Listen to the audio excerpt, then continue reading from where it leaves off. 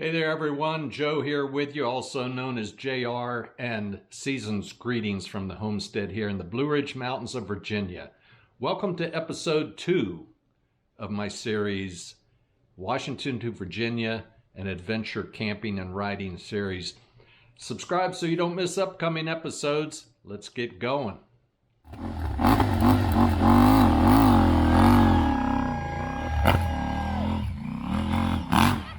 I just had an off in this unbelievable moon dust.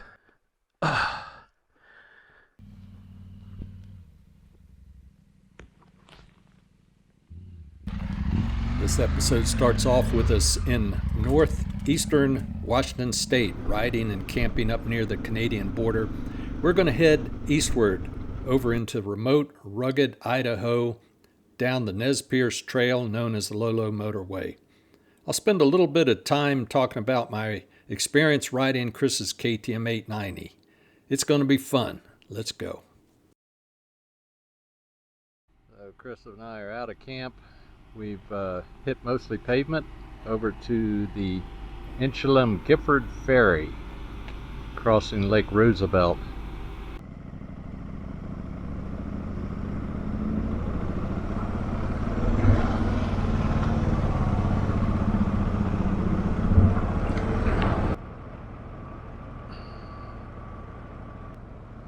Cool. We're in the front of the boat. Yeah.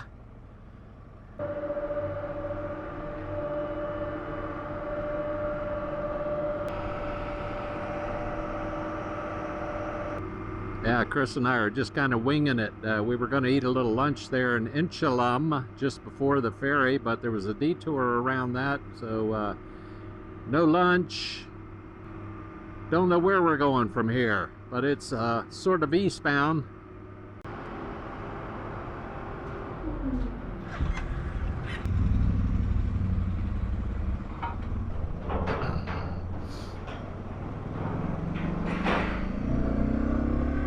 Let's pull over somewhere and make a plan. Woo! Getting warm. Yeah, it is. I don't even know which road we're taking out of here. If we want to get on the BDR, didn't really film anything yesterday. Chris and I left the Washington BDR just outside of Okanagan. Hit the slab through some beautiful countryside. Camped last night just outside of Sand Point. Took care of a few items, washed clothes, and we're on our way to Clark Fork, get on the Idaho BDR southbound. Word of a fire up ahead that might affect our routing. High likely we're going to have to divert some way or another. Had to bypass due to a fire. Section 7, missed all of it. Bunch of slabbing and riding through the rain. But historic Wallace.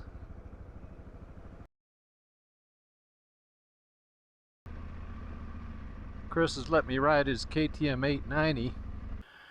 Gear pattern's the same as that. It's basically the same bike, everything's the same, but just a whole lot more of it. And we're looking for a campsite.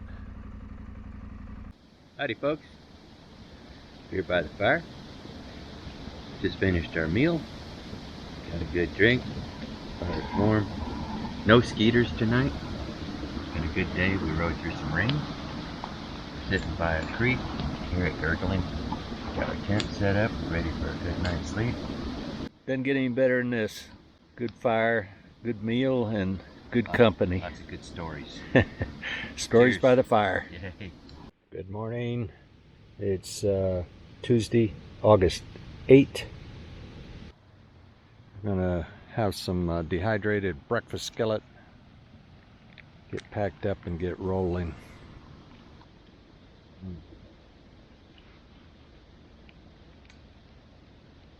Okay, we're out of camp. We had a good morning. I had a good night's sleep. I was up at 5:40. Chris slept in a little longer, and we were right by a stream, so filtering water. Used up my last little packet of instant coffee, so it'll be nothing or tea after that. This till I can find a resupply, so big deal. And we had a leisurely time around the campfire last night. We're talking and getting to know each other. That's what these rides are about in many ways. You meet up with a new person in your life, and very likely they're going to become good friends when you share the adventure of the trail and the decision making and hardships and the good times. We ran into the fire issue and had to detour way around that. It's okay because we're both on kind of timelines, and you never know what comes your way is going to work out for the good. It's kind of like in life. You take the good and the bad, and if you cry too much about the bad, you're going to find out down the road it was the best thing or a good thing that happened to you. I have a deadline to be in Colorado. Chris needs to be getting back to Texas because he's been on the road a lot longer than me. Oh, family of deer. Right up there. Climbing the mountain.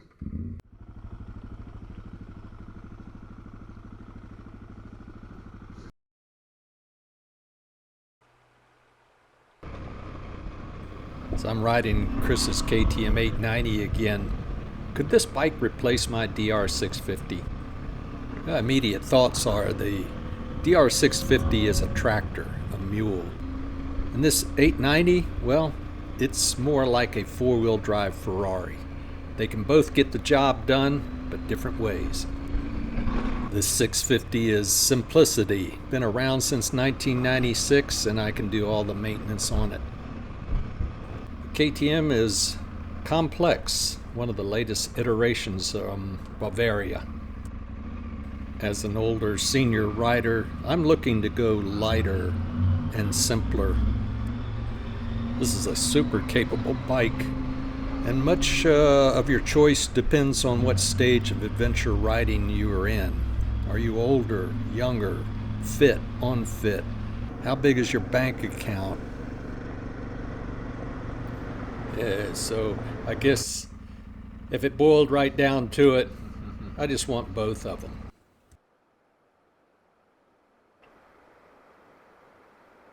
Now we're up a little over 6,000 foot elevation here, and spicy trail.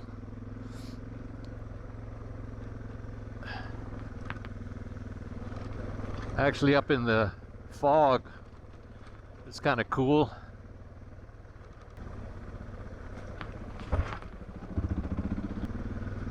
Chunky. But there's no dust, and that's a big plus. I think they had a heavy downpour thunderstorm over this area yesterday evening. Chris and I are down in the ruts. Yeah. Spicy.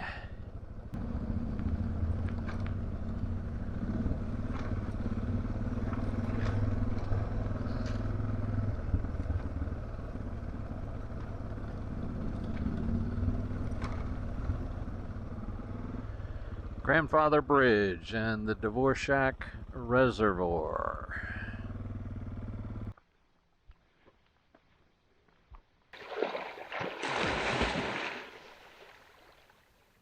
Now we're waking up, packing up on the Dvorak Reservoir, August 9. Damp from the dew. It's a beautiful morning. We're going to head southward into Pierce and get some breakfast. We washed clothes last night and nothing is dried.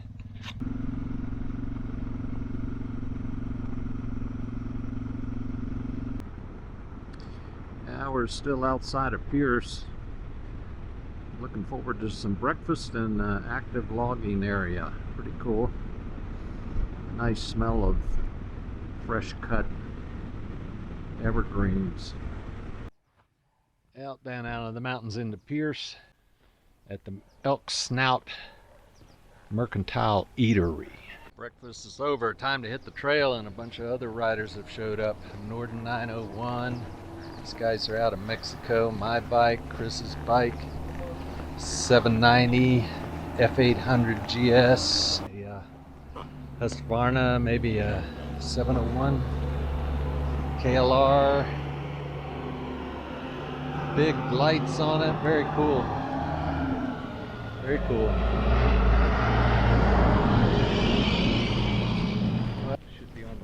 Motorway here very shortly. 189 miles on the next section. Dry out some laundry. Washed it in the reservoir last night and it did not dry. Laundry's done. Headed out of town here.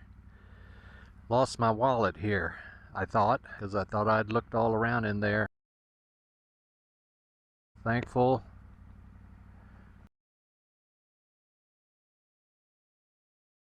Just off the trail was this active fire lookout tower.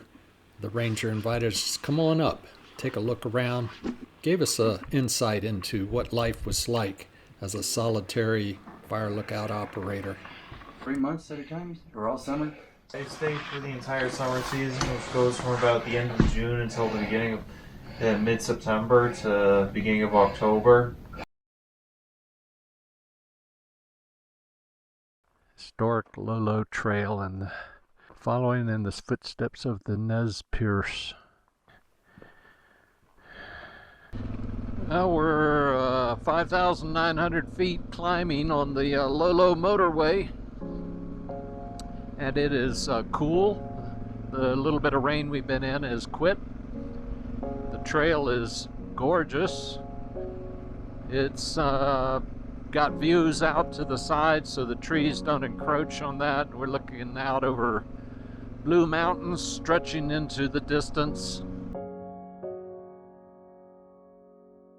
Safe inside this idea in my head, free from all these stories.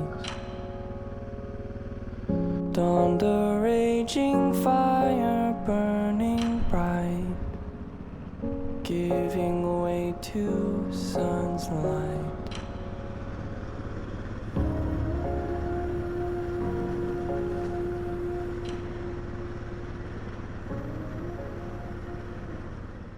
Making our way down the Lolo Motorway and both realized, camping tonight, we're going to need some additional water. Didn't look too promising, but I've hiked down through there, following the low ground, and I think we've located some water. Full of mosquitoes, that's for sure.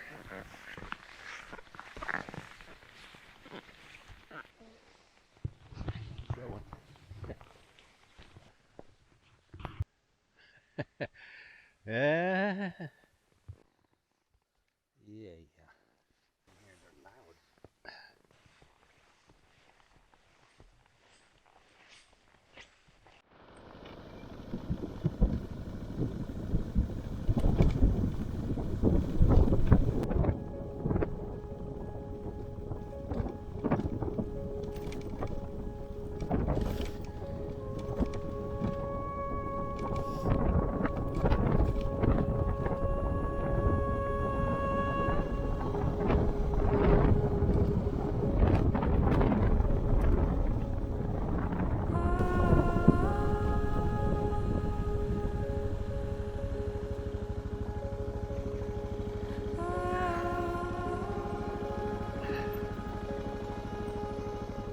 All right. Yeah, it's getting dark. Getting dark. I'm riding really poorly. Yeah. Several times I've almost fallen. Because from that moment on, it just suddenly seemed really dark. Especially in the woods. Yeah.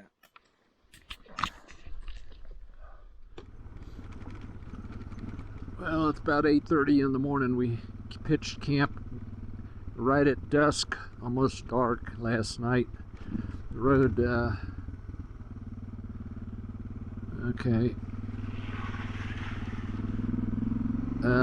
rode right up till dark and just pitched tent and climbed in. 48 degrees this morning.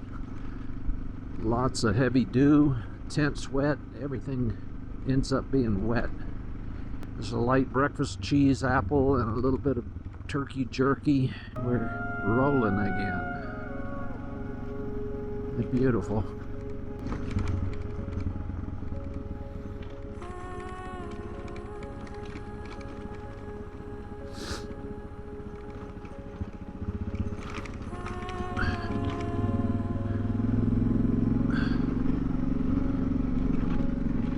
Holy cow. Chris in my rear view mirror there behind me. I don't think you want to slide off of this.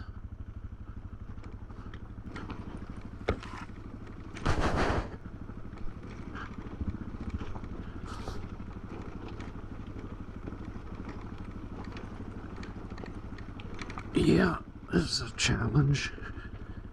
Chunky. Holy moly.